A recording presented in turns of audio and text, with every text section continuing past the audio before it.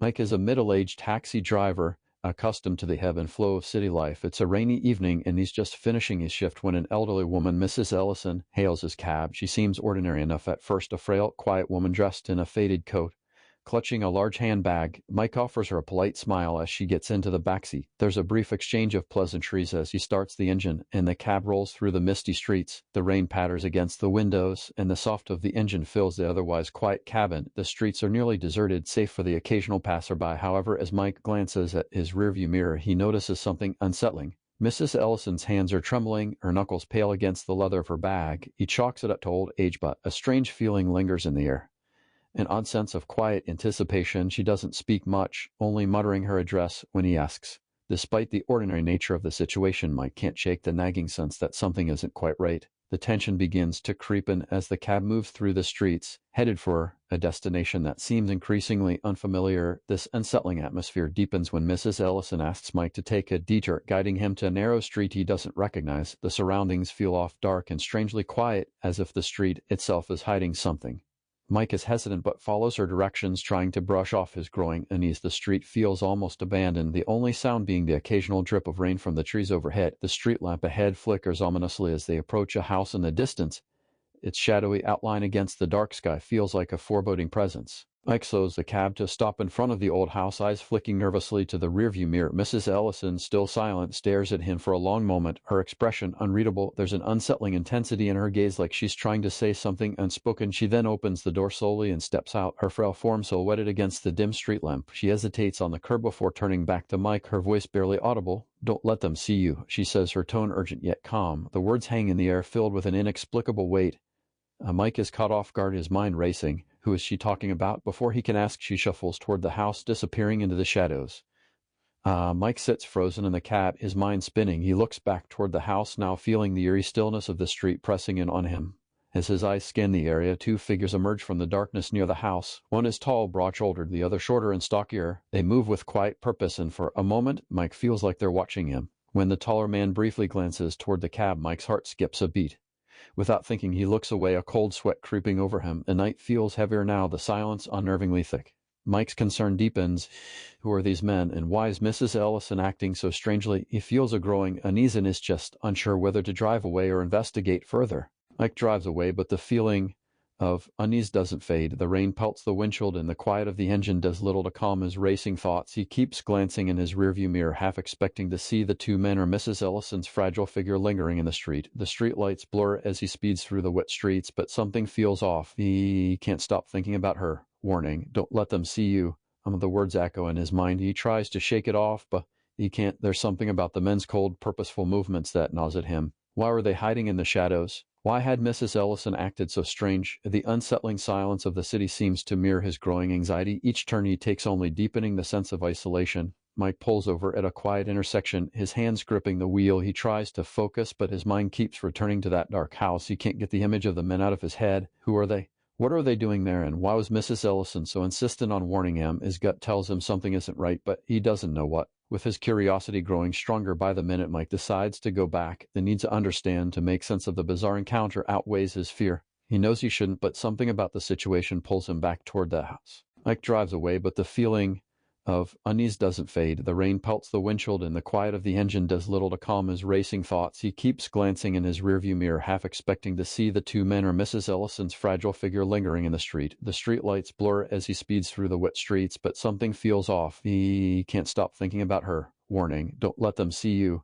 The words echo in his mind. He tries to shake it off, but he can't. There's something about the men's cold, purposeful movements that gnaws at him. Why were they hiding in the shadows? Why had Mrs. Ellison acted so strange? The unsettling silence of the city seems to mirror his growing anxiety. Each turn he takes only deepening the sense of isolation. Mike pulls over at a quiet intersection, his hands gripping the wheel. He tries to focus, but his mind keeps returning to that dark house. He can't get the image of the men out of his head. Who are they? What are they doing there, and why was Mrs. Ellison so insistent on warning him? His gut tells him something isn't right, but he doesn't know what. With his curiosity growing stronger by the minute, Mike decides to go back. The need to understand, to make sense of the bizarre encounter, outweighs his fear. He knows he shouldn't, but something about the situation pulls him back toward the house. Mike drives back through the winding streets, his grip tightening on the steering wheel. The closer he gets to the house, the more the sense of dread creeps in, but he can't turn back now. His mind races with questions. What's inside that house?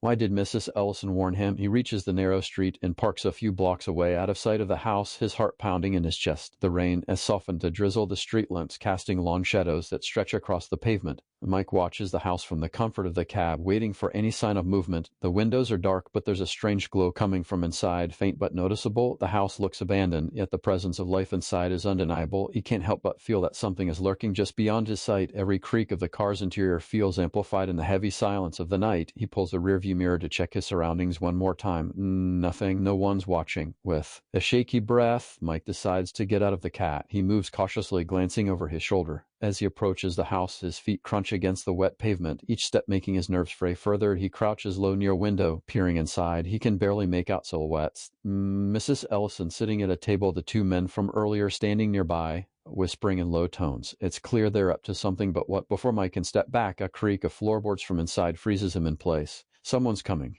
Mike's pulse races as he ducks behind a nearby tree, trying to stay as still as possible. He holds his breath, watching the door to the house. The figure emerging from the shadows is tall and imposing. It's the same man Mike saw earlier, the one who'd locked eyes with him in the street. His steps are deliberate, echoing in the quiet night as he scans the surroundings. Mike's heart skips a beat when the man pauses, glancing in his direction. The tension is suffocating, every rustling leaf making Mike jump. For a moment, it feels like time has frozen. The man's eyes sweep the street, but fortunately he doesn't spot Mike. He slowly continues down the porch steps, his footsteps fading as he disappears around the side of the house. Mike exhales a shaky breath, grateful to still be hidden, but fear gnaws at him. Why is he being watched? What do these men want with Mrs. Ellison? The questions swirl in his mind, but he doesn't have time to think about them. Hoping to stay unnoticed, Mike moves quickly back to the cab. He's ready to leave to put this strange night behind him, but just as he reaches the driver's seat, the sound of footsteps behind him freezes him. Turning slowly, he sees the same tall man from the house standing a few feet away, blocking his path. The man doesn't speak, his gaze cold and calculating, his presence overwhelming. The tall man takes another step closer to Mike, his boots crunching on the wet pavement. Mike's heart pounds in his chest, adrenaline surging through his veins. He instinctively takes a step back, but the man doesn't move. His eyes lock onto Mike's with an unsettling calm, the silence between them heavy with tension. The air is cold and the faint smell of rain and earth fills Mike's senses. Every instinct in Mike screams to run, but he knows he's trapped. The man speaks for the first time, his voice low and menacing. "You shouldn't have come back." Oh, the words hang in the air, sending a chill down Mike's spine. There's no mistaking the threat behind them. Mike swallows hard, trying to steady his breathing. His mind races, searching for a way out, but his legs feel like lead. The tall man steps even closer, almost within arm's reach now. Mike's thoughts are a blur. What does this man want with him? Why is he involved in this? Before he can gather his thoughts, the man's eyes flick to something behind Mike and he smirks. Panic spikes in Mike's chest as he realizes there's someone else nearby, another figure moving in the shadows. Mike spins around, but it's too late. The figure steps into the dim light of the street lamp, revealing the shorter man from earlier. Mike's heart races as the two men close in, their intentions clear. He's outnumbered and trapped, with no way to escape. The shorter man steps forward, his face unreadable, but his tone cold and calculated. "You've seen too much," he says, his words hanging in the air like a death sentence. Mike's breath catches in his throat, and for a moment he feels like he's suffocating in the tension. The tall man just watches him, his expression unreadable, as if waiting for something. Mike's next move, his reaction. Mike's mind is in overdrive, his body frozen in place, but one thought stands out. He can't let them take him, can't let them silence him. He looks at the two men, weighing his options, but the reality is clear. There's no way out. His hands are trembling as he reaches for the door handle of the cab, but before he can make a move, the shorter man raises a hand, signaling for him to stop. "It's too late for you," the shorter man says, a dark smile curling on his lips. Fear pulses through Mike's veins, but a spark of defiance flickers in him. He can't let this be the end. As the men close the distance, Mike makes a split-second decision. He swings open the cab door, using it as a shield, and bolts for the street, his pulse pounding in his ears. Mike's breath comes in ragged gasps as he sprints down the rain-slicked street, adrenaline surging through him. The echo of the men's footsteps grows louder, closer, urging him to run faster. His mind races, searching for a way out, but the alley up ahead seems like his only hope. He turns sharply, hoping to lose them in the shadows, but as he rushes into the narrow space between the buildings, he crashes into something solid. A figure steps out of the darkness, blocking his escape. Mike stumbles back, his heart nearly stopping. The figure is tall, with a hood pulled low over their face, obscuring their features. For a split second, Mike wonders if this is yet another enemy, but the person doesn't move to attack. Instead, they reach out and grab Mike by the arm, pulling him toward a small door in the side of one of the buildings. Come with me if you want to stay alive, the figure says in a low, urgent whisper. The voice is unfamiliar, but there's something about it, something that tells Mike this person isn't one of the men chasing him. He doesn't have time to question it. The sound of the men's footsteps grows closer. Without thinking, Mike follows the mysterious figure into the building. The door slams shut behind them, plunging them into darkness. Mike's pulse still races as the figure leads him through a narrow, musty hallway, every step echoing in the quiet. Mike steps into the small room, his heart hammering in his chest. The door clicks shut behind him, and for a moment, the silence feels suffocating. The figure who led him here steps into the shadows, disappearing into the dimly lit space. Mike's eyes immediately lock onto Mrs. Ellison, sitting calmly in a worn armchair. She looks almost serene, but there's a coldness to her presence that sends a shiver down his spine. Her earlier warning, "Don't let them see you," echoes in his mind, now carrying a darker weight. "Micah," she says softly, her voice almost too calm for the situation, "you've been asking the wrong questions. The words don't make sense at first." Mike is too rattled, too confused to process. Why is she here? Why is she so calm when the men are after him? He opens his mouth to speak, but she holds up a hand, stopping him. "I had to bring you here," she continues, her eyes glinting in the low light. You were never supposed to know, but now that you do, there's no going back." Mike feels a cold dread wash over him. The pieces of the puzzle are starting to fall into place, but he can't quite make sense of them. Why was Mrs. Ellison involved in all of this? What were the men after? And most importantly, why was he pulled into this dangerous web?